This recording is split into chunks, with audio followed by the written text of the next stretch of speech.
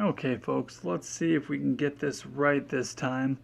I apologize to anybody who had to suffer through my last video with the everything was upside down. A simple mistake when I dragged my image back over, I made a mistake and I drug it backwards and it turned everything upside down. So, guys, I must apologize. There's some growing pains here. We're trying to put out something a little different for you guys with the intro, some music, some nice graphics, and hopefully this will make everyone's experience a little bit more fun. So again, I apologize for the screwed up last video. I deleted it and I'm putting out a new video. So let's get right into it, guys. So jumping back here now, I have to start from scratch. So we're going to start all the way back here with the GFS now. This is the GFS model, the most recent run that came in at noon today. And I'll take a look. We'll run through this. So beautiful day today. Some showers could move through sometime Friday or Saturday, but I don't think it's going to be much of anything if we see it at all. And here comes that storm that we've been talking about. So a little bit of a high pressure here moving in, which will trap some of the cold air. It's going to be a northwest flow again. As you can see from the isobars, wind will be coming out of the northwest. It's going to be a much chillier day. And here comes your storm. Now, based on the GFS model, this is what it's showing here as it moves into the area. And you see out ahead of it, oh, I hate when it jumps like that. Sorry, guys. Out ahead of the storm, you got some freezing rain, some mix going on here. And now remember what I told you a couple days ago, or I believe maybe might have even been yesterday, where I said I thought it was showing the heaviest snow and sleet down in this area over Northern Virginia and Washington, D.C., Baltimore area. And I told you I kind of expected that to move to the north. Well, that's what the models are indicating now. It didn't really make sense to me why this area would be the hardest targeted area based on the upper air patterns. But so I'm thinking your area of concern is this area right now. If you're anywhere within the circle here, this is where I would be a little concerned because this is your best chance of seeing the storm move into your area. So we'll take a look at what it shows. It pretty much moves through fairly quickly. So these are in 3-hour increments here. So imagine this is all, by the way, freezing rain here, pretty heavy freezing rain in some areas here. 3 hours from there, it's in northeast PA and ready to exit with some rain behind it. And then that's all, according to this particular run. And then something that you might want to see, because I know people are always looking for the next storm or the long range. As you keep going with the GFS, we're getting out here past day 7. So the accuracy is much less. But take a look at what they have, what this model is showing moving in. So you'll see a low down to the south here. And this low here is going to take a path south of us. But wait till you see what it puts, what it believes is going to happen as far as precipitation. So out ahead of it, some rain maybe, changing to snow and very heavy snow back here in the interior. Heavy snow again, central PA. This low gets near the coast and starts to blow up a little bit. And actually, if you notice down here, it shows a closed isobar here. That would be indicative of a coastal low, if that would be true. Sorry, guys, it keeps jumping around. And then snow on the backside here. Again, pretty heavy snow. Scranton, Wilkes-Barre area getting into that too. This is the 19th. This is 8 days away. Don't get excited. Just something to show you. And look, it would still be snowing. Except for this would be a long duration snow event if this would play out. Again, it's too far out. Don't get excited. Don't get your hopes up here. But it is showing something interesting in the longer range. Now let's go to the European model and some stuff I want to show you here. So We're going to look at the surface map here. So this is very interesting. So the latest run that just came in, when I first started preparing this video, I was prepared to show you the run from last night at midnight from the Euro, and I will still show that to you, but this is the newest run. So here we are through Sunday, and it has the storm moving in without a whole lot of ceremony here. Just kind of moves into the area. Doesn't really do a whole lot. Okay? Not a whole lot of fanfare with this. Storm moves to our south. Doesn't really affect the area very much. I'm sorry, this is actually yesterday's run at noon. Sorry, today's run at noon. I thought it looked a little farther south. Today's run at noon looks like this. It's going to be very similar, but then north. Further north. Same amount of precipitation, basic general idea, but farther north, and this is all frozen precipitation. So, interestingly enough, this is what it put out today at noon. Let's take a look at what it put out at midnight. And this is what's making me feel a little uneasy as far as, I mean, if you like snow, but put out some much different looking precipitation and totals. Look at, first of all, look at the area of freezing rain and sleet. And then that's all snow. So it has it changing over to snow on this model. And some of these areas, like the area in central Jersey, this is central Jersey, Monroe County, Carbon County, Northampton County, that's heavy snow. So this is what the model was showing around midnight last night. So keep in mind, if this model comes back and shows me something like this again, I'm going to start building confidence that this might be a bigger deal than what some of the other models are showing right now. So to put this into perspective, because I know you guys love these snowfall maps, even though I'm not a big fan, it does give you a visual representation, and I know some of you are, not as actively crazy about the weather, and sometimes this gets confusing. So this shows you at least a visual representation of what the model is showing. So this is the model run from last night. As you can see, 3 to 6 inches over pretty much the entire area.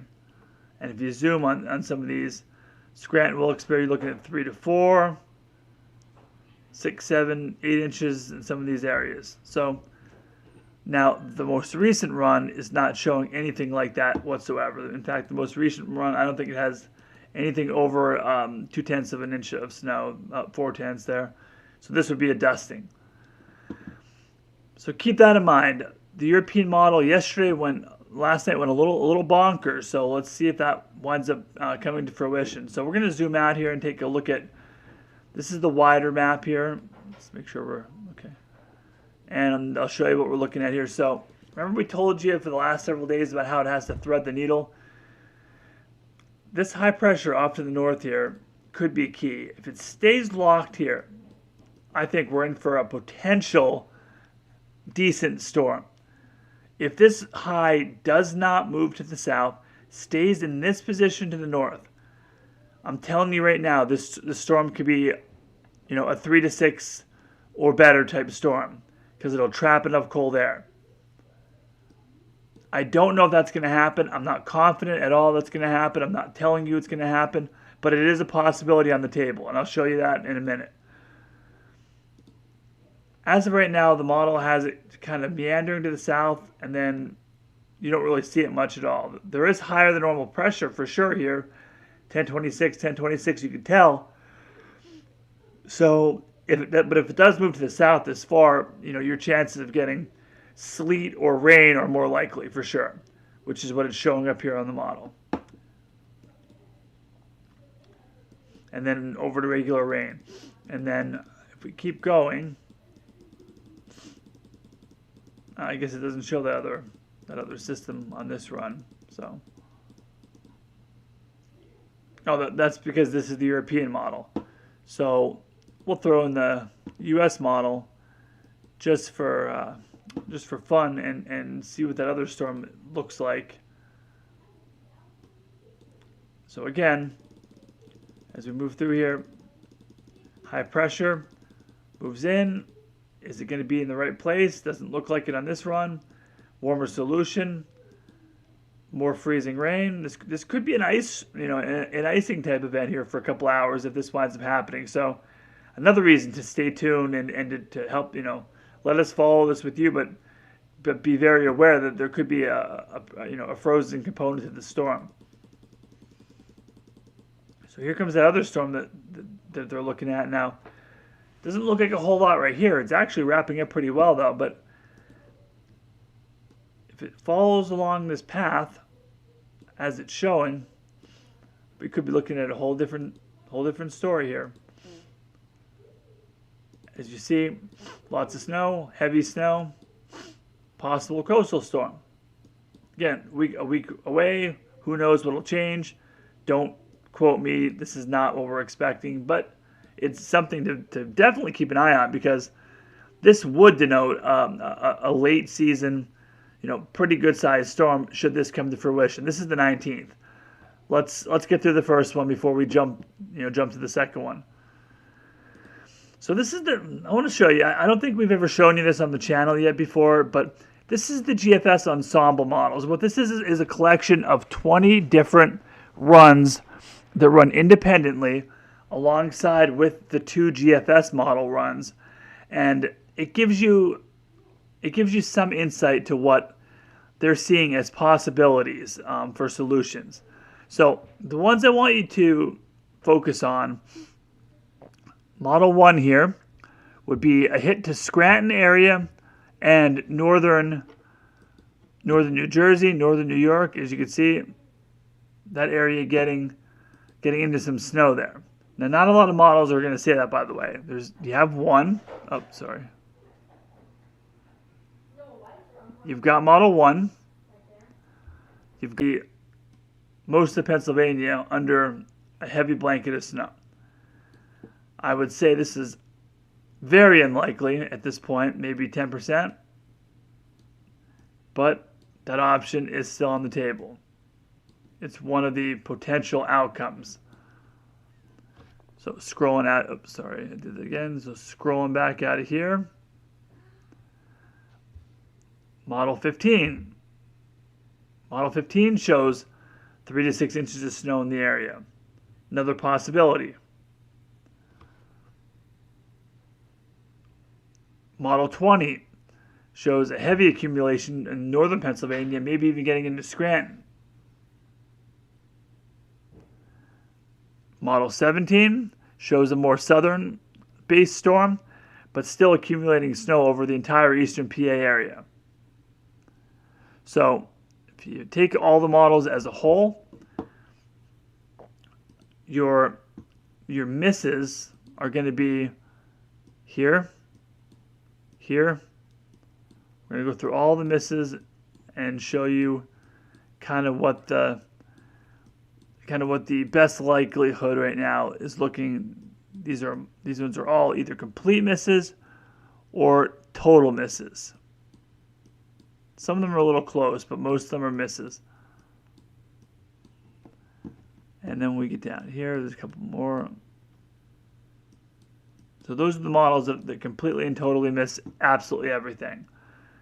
The models that indicate something good or something really good. So this is your outlier beast model. This is your best case scenario model.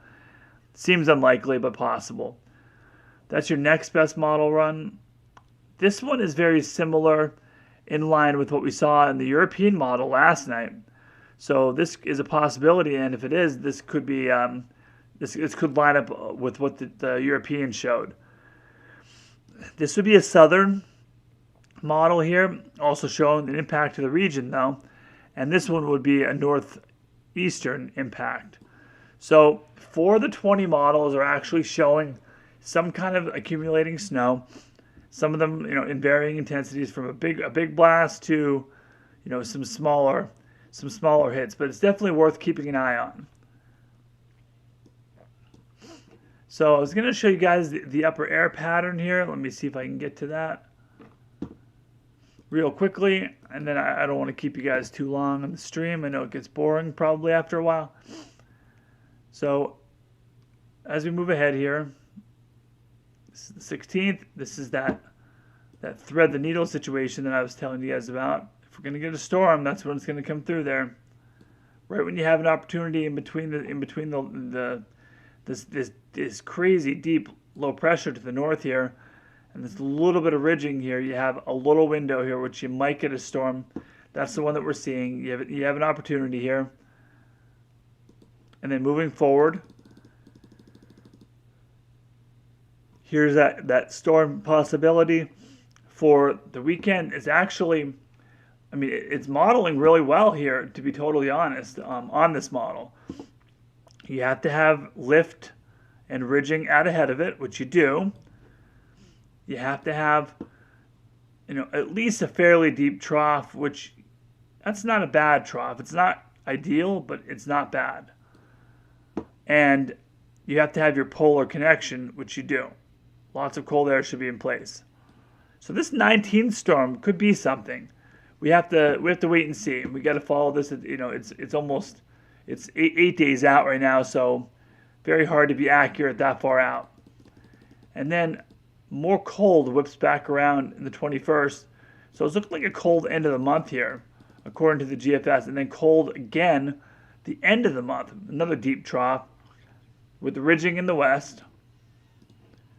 This would indicate here a very cold look to the end of the month. And if that plays out, who knows? So, European model, last thing I'm going to show you here before we show the map for the day. European model is pretty similar in a lot of ways. So, this is the 10th. Shows that possible thread the needle situation there. That's our storm. Colder air moving into the area, pretty good trough. And at least according to this, the big difference here that I'm seeing between this and the GFS model is you don't have that ridging here that you need.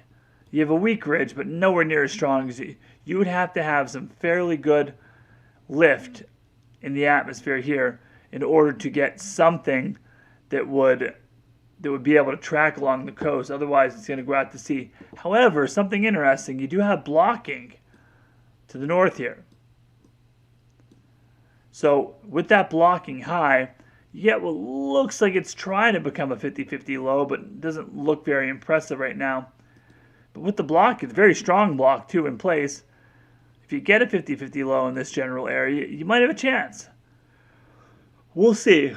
I'm not optimistic, but there's definitely the opportunity exists here for some kind of storm if this should be a little further south. Even the European model agrees. So that's what we're looking at coming up in the next few days. So guys, keep tuned to us. We will do the best we can to keep you guys updated. We're within 5 days now, so every model that comes out, we will post some updates and let you guys know what the models are showing, if anything has changed or if it's just more of the same. So one more thing I want to show you. This is the 5-day outlook. So we're looking at this blowtorch pattern, as I called it, from today and tomorrow. 70 degrees, 60 degrees, beautiful weather, perfect conditions. This is 25 degrees above average on Thursday and about 15 degrees above average on Friday. Your transition will be Friday night, getting cold, below freezing. That's going to be a shock to a lot of you. And then only getting up to 46, which is seasonable, Saturday and Sunday, with lows down around freezing or below freezing.